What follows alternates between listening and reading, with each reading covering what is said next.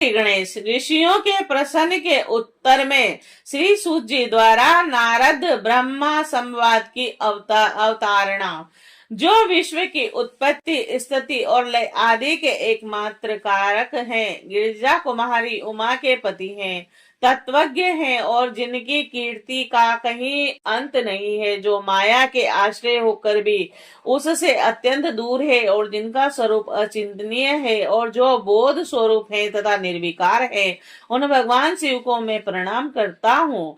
मैं स्वभाव से ही उन अनादि शांत स्वरूप पुरुषोत्तम शिव की वंदना करता हूँ, और जो अपने माया से इस संपूर्ण विश्व की सृष्टि करके आकाश की भांति इसके भीतर और बाहर की स्थिति है। जैसे लोहा चुंबक से आकृष्ट होकर उसके पास ही लटका रहता है, उसी प्रकार यह सारे जगत सदा सब और जिसके आस पास ही भ्रमण करते हैं, जिन्होंने अपने से ही इस पंच को रचने की विधि बतलाई है, और जो सबके भीतर अंतर्यामी रूप से विराजमान है तथा जिनका अपना स्वरूप अत्यंत गूढ़ है, और उन भगवान शिव की मैं सादर वंदना करता हूँ। व्यास जी बोले, जगत के पिता भगवान शिव और जगत माता कल्याणमयी पार्वती तथा उनके पुत्र श्री गणेश जी को नमस्कार करके हम इस पुराण का वर्णन करते हैं। एक समय की बात है, नैमिषारण्य में निवास करने वाले सोनक आदि सभी मुनियों ने उत्तम भक्ति भाव के साथ सूत जी से पूछा। ऋषिगण बोले, है सूत जी, विदेश्वर संहिता जो साध्य साधन खंड नाम वाली शुभ तथा उत्तम कथा है, उसे हम लोगों ने सुन लिया और उसका आदि भाग बहुत ही रमणीय है तथा वह शिव भक्तों पर भगवान शिव का वात्सल्य स्नेह प्रकट करने वाली है। हे महाभाग, हे सूत जी, हे तात, हम लोगों को सदा शिव भगवान शंकर की उत्तम कथा का श्रवण करा रहे हैं। अतः आप चिरकाल तक जीवित रहे और सदा सुखी रहे। आपके मुख कमल से निकल रहे ज्ञान अमृत का पूर्ण रूप से पान करते हुए भी हम लोग तृप्त नहीं हो पा रहे हैं। इसीलिए हे अनघ पुण्य आत्मा, हम सब पुनः कुछ पूछना चाहते हैं। भगवान व्यास की कृपा से आप सर्वज्ञ एवं कृत्य हैं। आपके लिए भूत भविष्य और वर्तमान का कुछ भी अज्ञात नहीं है, और अर्थात सब कुछ आपको ज्ञात है। अपनी शक्ति के द्वारा गुरु व्यास जी से परम कृपा को प्राप्त कर आप विशेष रूप से सब कुछ जान गए हैं और अपने संपूर्ण जीवन को भी कृतार्थ कर लिया है। हे विद्वान, अब आप भगवान शिव के परम उत्तम स्वरूप का वर्णन कीजिए। साथ ही शिव और पार्वती के दिव्य चरित्रों का पूर्ण रूप से श्रवण कराइए। निर्गुण परमेश्वर आप लोग में सगुण रूप से धारणा करते हैं। हम सब लोग विचार करने पर भी शिव के तत्व को नहीं समझ पाते। सृष्टि के पूर्व में भगवान शिव किस प्रकार अपने स्वरूप में स्थित होते हैं, पुनः सृष्टि के मध्य काल वह भगवान किस तरह क्रीड़ा करते हैं और समयक व्यवहार करते हैं। सृष्टि कल्प का अंत होने पर महेश्वर देव किस रूप में स्थित है, लोक कल्याणकारी शंकर कैसे प्रसन्न होते हैं।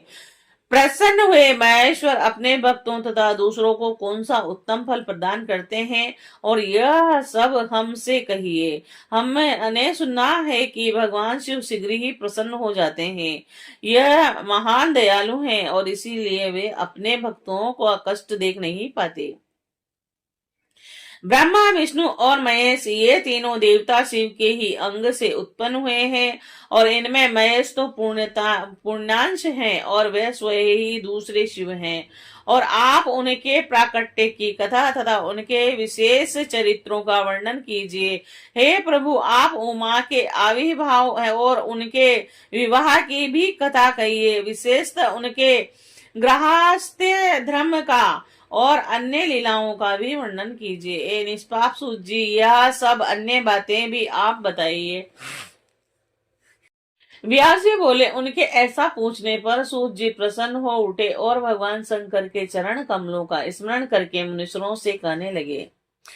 सूत जी बोले, हे मुनीश्वरों, आप लोगों ने बड़ी उत्तम बात पूछी है। आप लोग धन्य हैं जो कि भगवान सदाशिव की कथा में आप लोगों की आंतरिक निष्ठा हुई है।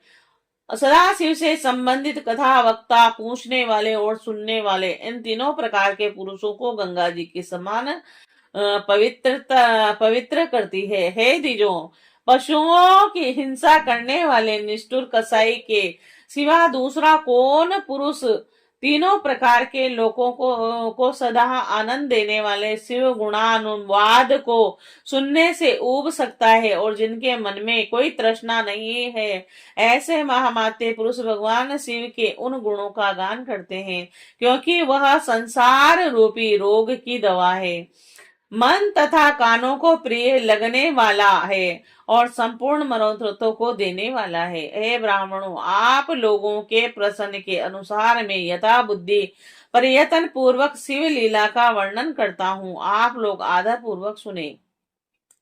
जैसे आप लोग पूछ रहे हैं, उसी प्रकार नारद जी ने शिव रूपी भगवान विष्णु से प्रेरित होकर अपने पिता ब्रह्मा से पूछा था। अपने पुत्र नारद का प्रसन्न सुनकर शिव भक्त ब्रह्मा जी का चित्त प्रसन्न हो गया और वे उन मुनि श्रेष्ठ को हर्ष प्रदान करते हुए प्रेम पूर्वक भगवान शिव के यश का गान करने लगे। व्यास जी बोले, सूत जी के द्वारा कथित